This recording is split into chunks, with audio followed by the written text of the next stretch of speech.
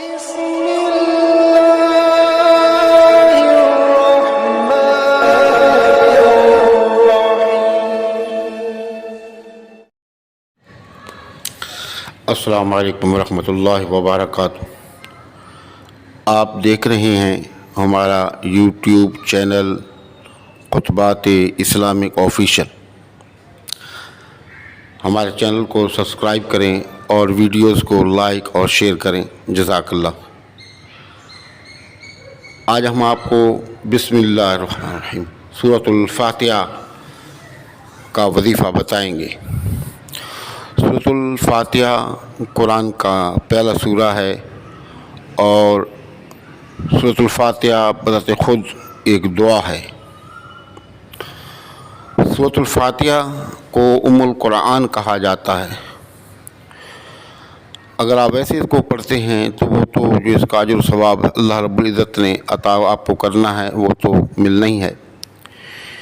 یعنی کہ قرآن کے ہر لفظ حرف کے بدلے میں 10 گنا معاف، 10 نیکیاں اور 10 درجات بلند ہوتے ہیں.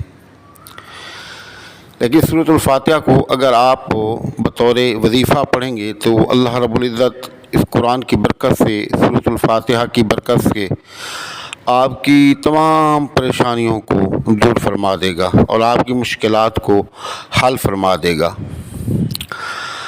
اب اس کو اگر آپ ہمارے طریقے سے پڑھیں گے، جو طریقہ ہم آپ کو آج بتا رہے ہیں، اس طریقے سے اگر آپ سورۃ الفاتحہ کو پڑھیں گے، اس کا ورد کریں گے، اس وظیفے کو پڑھیں گے بطور وظیفہ، تو اس کا اجر و ثواب بھی مالک کریم آپ کو عطا فرمائیں گے. اور جس مقصد کے لیے آپ اس وظیفے کو پڑھیں گے، اللہ رب العزت وہ مقصد بھی اپنے فضل و کرم سے اور سورۃ الفاتحہ کی برکت سے پورا فرمائیں گے. لیکن شرط یہ ہے کہ آپ کا مقصد جو ہے وہ نیک ہو، آپ کا مقصد صالح ہو، آپ کا مقصد ٹھیک ہو، غلط نہ ہو. اگر آپ غلط مقصد سے پڑھنے کی کوشش کریں گے یا آپ کی نیت میں فطور ہوگا، آپ کی نیت ٹھیک نہیں ہوگی، تو یاد رکھیں کہ یہ قرآن ہے. جس طرح اس سے فائدہ پہنچتا ہے ان وظائف سے، اس سے بڑھ کر پھر ہمیں نقصان ہوتا ہے. تو یہ میں اس لیے آپ کو پہلے سے بتا رہا ہوں کہ ہمارے جو وظائف ہوتے ہیں یا اچھائی کے لیے ہوتے ہیں، نیک نیتی کے لیے ہوتے ہیں، پریشانیوں کو دور کرنے کے لیے ہوتے ہیں. لیکن اگر کوئی شخص اس کو غلط طریقے سے پڑھتا ہے یا غلط نیت سے پڑھتا ہے تو پھر اس میں اس کا نقصان ہوگا. تو اب سورۃ الفاتحہ کو مختلف کاموں کے لیے مختلف نیتوں کے ساتھ پڑھا جاتا ہے.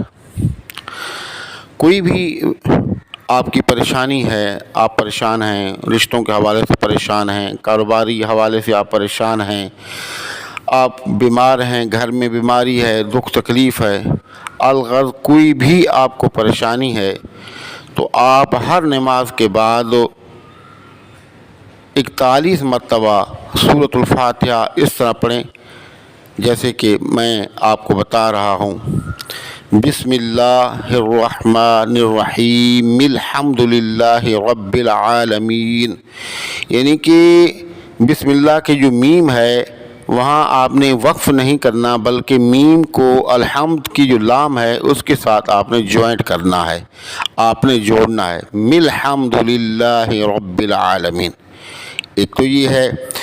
دوسرا یہ ہے کہ جب آپ پہنچیں گے ایاک نعبد و ایاک نستعین، تو ایاک نعبد و ایاک نستعین کا آپ تکرار کریں گے 7 مرتبہ. یعنی کہ آپ پڑھیں گے بسم اللہ الرحمن الرحیم الحمد للہ رب العالمین الرحمن الرحیم مالک یوم الدین ایاک نعبد و ایاک نستعین ایاک نعبد و ایاک نستعین ایاک نعبد و ایاک نستعین.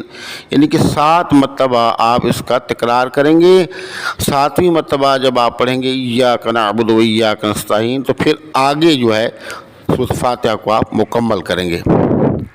تو اسی طریقے سے آپ نے 41 مرتبہ ہر نماز کے بعد اول اور آخر درود ابراہیمی 7 مرتبہ، درمیان میں سورۃ الفاتحہ جو ہے وہ 41 مرتبہ آپ نے پڑھنی ہے۔ پڑھنے کے بعد اللہ رب العزت سے دعا کرنی ہے، آپ کا جو بھی نیک مقصد ہے وہ اللہ پاک انشاءاللہ سورۃ الفاتحہ کی برکت سے پورا فرمائیں گے۔ اگر ویسے بھی آپ پڑھتے ہیں تو آپ کی جان و مال، عزت و آبرو، اولاد سب کی اللہ پاک جو ہے حفاظت فرماتا ہے سورت کی برکت سے، اور آپ کے لیے رزق کے دروازے، خوشیوں اور شادمانیوں کے دروازے کھول دیتا ہے۔ اور دوسرا طریقہ یہ ہے کہ جمعۃ المبارک کے دن جو ہے وہ اگر آپ 101 مرتبہ یعنی کہ آپ نے نماز پڑھیں اور جہاں آپ نے نماز پڑھی وہاں پر آپ بیٹھ جائیں اور 101 مرتبہ جس طریقے سے ہم نے آپ کو بتایا سورۃ فاتحہ پڑھنے کا طریقہ، اس طریقے سے آپ پڑھیں اور پڑھ کے اللہ سے دعا کریں۔ آپ یقین جانیں کہ اللہ پاک آپ کو غیبی خزان سے اس طرح عطا فرما دے گا کہ آپ خود حیران ہوں گے کہ یہ کس طریقے سے مجھے مل گیا، یہاں وہاں سے عطا فرمائے گا جہاں سے آپ کو امید بھی نہیں ہوگی۔ اچھا، وہ ایک چیز میں بتانا بھول گیا کہ جمعۃ المبارک کے دن تو یہ کرنا ہی ہے، لیکن عام دنوں کے اندر کسی ایک نماز